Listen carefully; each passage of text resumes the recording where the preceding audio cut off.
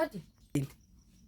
चलिए आज जानते हैं निरौद्गीकरण के बारे में। क्लास 10th का है और इतिहास का है। देखिए जी, और निरौद्गीकरण है ना, सवाल है निरौद्गीकरण किसे कहते हैं, चाहे निरौद्गीकरण से आप क्या समझते हैं। मैट्रिक की परीक्षा में बार बार पूछे जाने वाला क्वेश्चन है। चलिए इसको देखते हैं क्या निरौद्गीकरण किसे कहा जाता है, उसके बारे में देखते हैं। देखिए इसमें ना निरौद्गीकरण का मतलब होता है जो भारतीय जो मतलब भारत में जो पहले जो उद्योग था वो बंद हो गया है, और छोटे छोटे जो उद्योग बंद हो गया है, और जो बड़े बड़े उद्योग उसके स्थान पर आएगा। छोटे छोटे उद्योग जो खत्म हो गया है, वही स्थिति को भारत में ना निरौद्गीकरण कहा गया है, और उसी के बारे में हम आज जानेंगे। देखते हैं इसमें क्या लिखा गया है। देखते हैं अभी लिखे हैं इसमें, और इसमें बताते हैं निरौद्गीकरण से आप क्या समझते हैं। देखिए इसमें लिखा है ब्रिटिश आर्थिक नीतियों के कारण, यानी कि ब्रिटिश सरकार जब हमारे ऊपर मतलब शासन कर रहा था, उस समय उसके नीति एगो था नीति, उसके कारण देशी उद्योगों में गिरावट आती गई। अब वो जो विदेशी नीति जो दिया था, जिसके कारण हमारे उद्योग में क्या हुआ, गिरावट आने लगा। यानी कि गिरावट माने में वस्तु के मूल्य में कमी आने लगा, गिरावट आते गई, जिसके कारण 19वीं शताब्दी में मैनचेस्टर में बने कपड़ों का आयात होने लगा। और जिसके कारण क्या हुआ, हमारे भारत मैनचेस्टर में बने कपड़े का आयात कति होने लगा, बड़ी मात्रा में होने लगा। बड़े कपड़े, मैनचेस्टर का मतलब होता है अहमदाबाद में पड़ता है मैनचेस्टर, और भारत का मतलब उद्योग शहर भी कहा जाता है मैनचेस्टर को। चलिए आगे चलते हैं।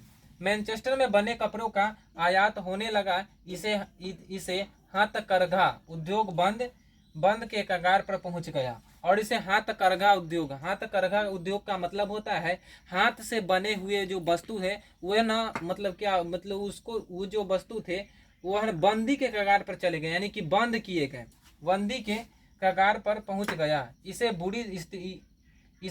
बुरी स्थिति वस्त्र उद्योग में हुआ, और इससे भी बुरी स्थिति वस्त्र उद्योग में हुआ।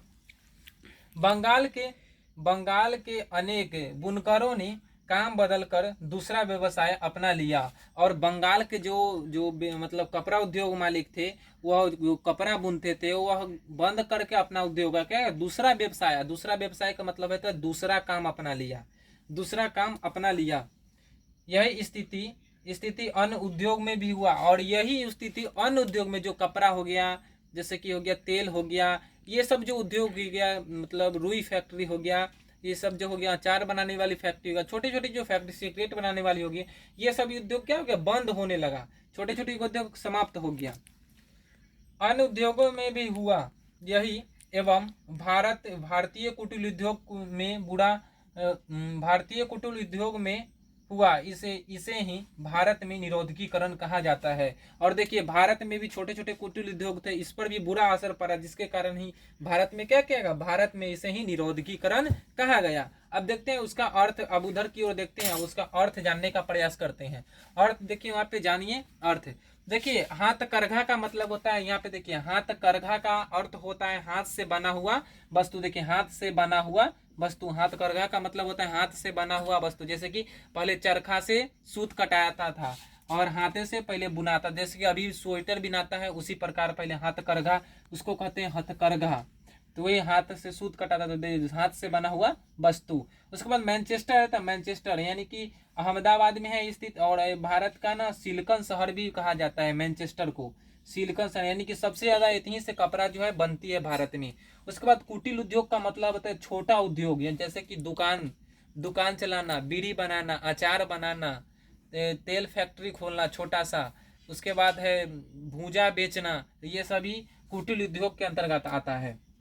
उसके बाद आती है व्यवसाय का मतलब होता है दूसरा काम। जैसे कि मान लेते हैं पहले जो है ना हम सब्जी बेच रहे हैं, अब काम बदल कर चप्पल जूता सी रहे हैं, तो ये सब काम हो गया। उसके बाद ये सब छोटा छोटा व्यापार है। चाहे पहले जो है आप जो है तंबाकू का खेती करते थे, अभी जो है आप बैगन का खेती कर रहे हैं, तो ये छोटा छोटा व्यवसाय होता है। उसके बाद देखिए, उसके बाद आयात का मतलब होता है किसी भी, देखिए आयात लिख रहे किसी देश के वस्तु को खरीदना, यानी कि किसी दूसरे देश के वस्तु को क्या करना, खरीदना, यानी कि अपने भारत में लाना, ओकरे कहते हैं आयात।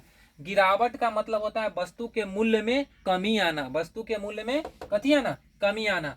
अब देखिए, अब इसमें से जो आपको अर्थ जिसका नहीं समझ में आया वो आप मेरे कमेंट करके बता सकते हैं, और इसी तरह के वीडियो देखने के लिए मेरे चैनल को सब्सक्राइब करें, द वैशाली बुक को।